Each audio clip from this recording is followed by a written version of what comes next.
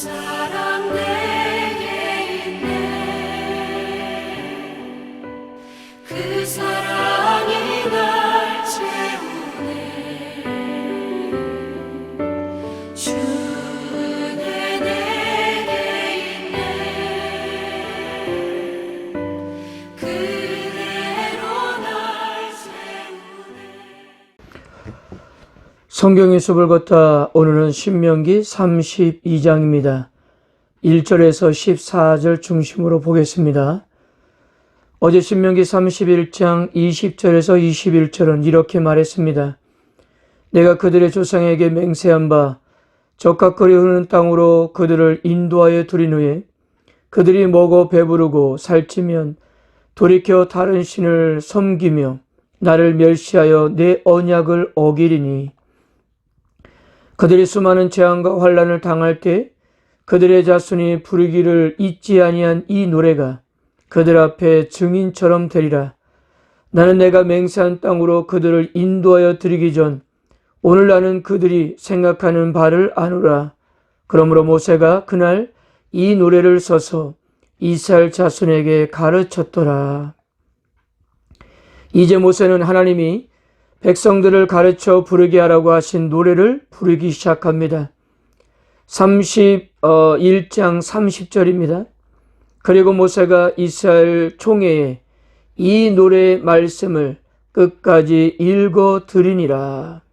그래서 32장 1절부터 43절까지의 긴 노래가 시작되었습니다. 자, 신명기 31장에서도 말씀드렸지만 모세는 하나님께서 주신 율법의 말씀들을 책에 기록해 언약궤 옆에 두어서 평생 증거가 되도록 했습니다. 그런데도 왜 다시 노래를 만들어서 이스라엘 백성들의 귀에 들려주는 것이었을까요? 이것은 모세의 안타까운 마음 때문이었습니다. 지난 40년 동안 이들에 대해서 너무나 잘 알고 있었기 때문이에요. 그래서 이렇게 2중 3중으로 이스라엘 백성들에게 거듭 당부하고 있는 거였습니다. 제발 하나님을 떠나지 않도록 하기 위해서였어요. 심판과 저주가 아닌 하나님의 축복과 은혜로 살기를 원했던 것입니다. 여러분들도 신명기 32장을 읽어보셨지만 이 모세의 노랫말이 결코 밝지만은 않습니다. 어둡기 짝이 없어요. 언약 관계를 깬 당사자의 책임을 묻는 법적 소송 같기도 하고 예언자들이 외치는 꾸지람 같기도 합니다. 그리고 이 모세의 노래에도 극명한 대조를 이루고 있는데요. 즉 하나님의 신실하심과 이스라엘의 패역함이었습니다. 먼저 1절입니다. 하늘이여 귀를 기울이라. 내가 말하리라. 땅은 내 입의 말을 들을지어다. 신명기 31장에서도 모세는 하늘과 땅을 증거로 삼겠다고 했는데요. 구약의 선지자들은 법정 소송 양식을 자주 사용하여 하나님과의 언약을 위반한 이스라엘을 피곤으로 법정에 세워놓고 재판을 하는 식으로 말씀을 선포했는데요. 이때 선지자들은 하늘과 땅을 자주 증인석에 세웠습니다. 하늘과 땅이 이스라엘의 모든 행위를 지켜보았던 가장 확실한 증인들로 생각되었기 때문입니다. 앞으로 이 노래도 이스라엘이 법정에 섰을 때 그들의 죄를 고발하는 증인들이 될 것이라는 겁니다. 4절에서 6절에서는 하나님의 신실함과 이스라엘의 패역함을 대조합니다. 모세는 총 7가지로 하나님의 성품을 노래했고요. 여기에 이스라엘은 모든 면에서 하나님과는 정반대의 성향과 인격을 지닌 자들로 이 역시도 7가지로 묘사했습니다. 제일 먼저 하나님은 반석이라고 말했습니다. 이것은 하나님의 꾸준하심과 보호하시는 능력과 신뢰를 상징하는 것입니다. 그리고 하나님은 모든 면에서 완벽하고 완전하셨습니다. 그 어떠한 문제도 지니지 않으신 분이세요. 그러므로 만일 이스라엘과 하나님 사이에 어떠한 문제가 생긴다면 그것은 전적으로 이스라엘에게 책임이 있음을 시사하는 것이었습니다. 아니나 다를까 이스라엘 백성들의 모습을 보세요. 모든 면에서 하나님과는 정반대 성향과 인격을 가지고 있었습니다. 본능적으로 바른 길을 가지 않으려는 성향들이에요. 우리가 일반적으로 구약에서 이스라엘은 하나님의 자녀라고 이렇게 읽었습니다. 그런데 모세는 이스라엘이 그의 자녀가 아니다라고 말합니다. 이스라엘은 솔직히 하나님의 자녀가 될 만한 자격이 없는 자들이었습니다. 그런데 놀라운 것은 하나님이 이 모든 정황을 아시고도 이스라엘을 자신의 백성으로 삼으셨다는 것입니다. 이렇게 맺어진 관계는 하나님의 자비와 포용성이 일방적으로 이루어낸 일이지 결코 이스라엘이 그럴 만한 가치와 우수함을 지니고 있어서가 아니었습니다.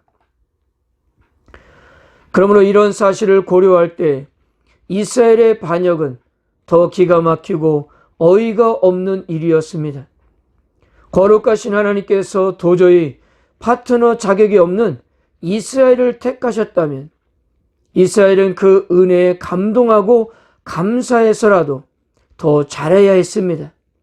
그런데 그들은 오히려 그 은혜 하나님을 너무 쉽게 배반할 것입니다. 더욱이 하나님은 다름 아닌 그들을 지으신 아버지이신데 이스라엘은 마치 배은망덕한 아들이 아버지에게 등을 돌리는 것과 같았다는 것입니다. 7절에서 14절도 계속적으로 언약 백성을 보호하셨던 하나님에 대해서 말씀합니다. 모세는 이스라엘에게 먼저 과거를 회상해 보라고 말했습니다. 7절입니다. 옛날을 기억하라. 역대의 연대를 생각하라. 내 아버지에게 물으라. 그가 내게 설명할 것이요. 내 어른들에게 물으라. 그들이 내게 말하리로다. 하나님이 얼마나 오래전부터 이스라엘에게 특별한 관심을 쏟으시고 그들을 택하셨는가를 묵상해 보라는 거였습니다. 여기에 대해서 도움이 필요하면 조상들에게 물어보라. 물어보아 지극히 높으신 분이 언제부터 이스라엘을 사랑하셨는가를 알아보라고 했습니다. 또 8절은 이렇게 말합니다. 지극히 높으신 자가 민족들에게 기업을 주실 때, 인종을 나누실 때 이스라엘 자손의 수요대로 백성들의 경계를 정하셨도다. 이 말씀은 창세기 10장과 11장의 바벨탑 사건을 배경으로 하고 있습니다. 창세기 10장과 11장에 기록된 나라와 민족의 수를 세어보면 정확히 70개였습니다. 야곱이 요셉의 초청을 받아 애굽으로 내려갈 때 남자들의 숫자가 70명이었어요. 70은 두 완전수의 곱을 말합니다. 그러니까 하나님의 세상을 나누실 때 많은 민족과 나라로 나누셨지만 이 중 오직 이스라엘만 자신의 백성으로 삼으셨다는 점을 강조하고 있는 것입니다. 바로 여호와의 분깃과 기업은 이스라엘밖에 없었던 거예요. 또한 하나님께서 어떻게 이스라엘을 광야에서 보호하시고 가나안 땅을 차지하게 하시는가를 회고하고 있습니다. 이스라엘이 지나했던 광야는 매우 위험하고 생명을 위협하는 곳이었지만 하나님께서 이 험한 광야에서 이스라엘과 함께 하셨습니다. 모세는 하나님이 이스라엘을 광야에서 보살피신 일을 두 가지 이미지로 설명했습니다. 첫째, 하나님은 이스라엘을 눈동자처럼 지키셨다고 했습니다. 사람이 눈동자를 찔리면 반사적으로 보호하려고 합니다. 그래서 성경은 보호를 상징하는 비유로 눈동자를 자주 언급했어요. 하나님은 이스라엘을 자신의 눈동자처럼 지켜주었다는 것은 즉각적이고 확실한 보호를 꾸준히 베풀어 주었다는 뜻이었습니다. 둘째, 하나님은 마치 어미 독수리가 새끼를 훈련시키며 보호하는 것처럼 이스라엘을 보살피셨습니다. 하나님은 광야에서 이스라엘을 보호만 하신 것이 아니라 그들을 훈련시키셨습니다. 우리가 이미 공부했던 대로 출애굽 1세대들과 달리 그래도 출애굽 2세대들은 모세의 명령을 잘 따랐습니다. 그리고 그들이 모압 평지에서 가나안 땅에 들어가려고 준비하고 있었던 것은 어느 정도의 훈련을 마쳤기 때문에 가능했던 일입니다. 그러니까 이스라엘의 생명을 위협할 수 있는 광야에서 살아남을 수 있었던 유일한 이유는 하나님의 보호가 있었기 때문이고요.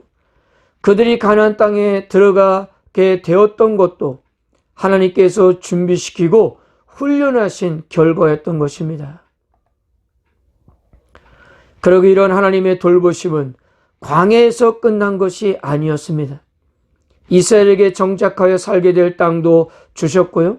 그 땅에서 열매, 꿀, 기름, 젖, 고기, 포도주 등 그것도 최고의 것들로 마음껏 즐길 수 있도록 그렇게 준비하셨습니다. 자, 이렇게 모세는 하나님의 지속적이고 무한한 은혜를 반복적으로 강조하는 것은 15절부터 이어지는 이스라엘의 반역이 얼마나 어이없고 상식 밖의 일인지를 부각시키기 위함이었습니다. 어찌 정상적인 사고를 가진 사람들이 이런 하나님을 배신할 수 있느냐는 논리였던 것입니다. 15절부터는 내일 한 번 더 다루겠습니다. 14절까지의 모세의 메시지는 분명합니다. 하나님은 이스라엘에게 은혜를 베푸셨고 인도하시고 보호해 주셨습니다. 그들이 어떤 조건 때문이 아니었어요. 무조건적으로 그들을 사랑하신 하나님의 은혜로 이루어진 일입니다. 이 사실을 잊지 말라는 것이었어요. 사랑하는 성도 여러분, 우리들도 이 사실을 잊지 맙시다. 내가 잘나서, 내가 완벽해서 오늘 이 자리에 서 있는 것이 아닙니다. 우리 역시 모든 것이 다 하나님의 은혜였습니다. 지금까지의 우리의 인생을 한번 생각해 보세요. 하나님의 은혜로 빚어진 삶이었어요. 우리들의 삶이 그것을 증명하고 있는 것입니다. 그러므로 우리들도 이 사실을 잊어서는 안 됩니다. 그리고 그 하나님의 사랑에 감사하고 고백해야 합니다. 오늘도 그 하나님의 무한한 사랑에 감격하면서 우리 역시 사랑을 고백하는 하루가 되시기를 주님의 이름으로 축복합니다.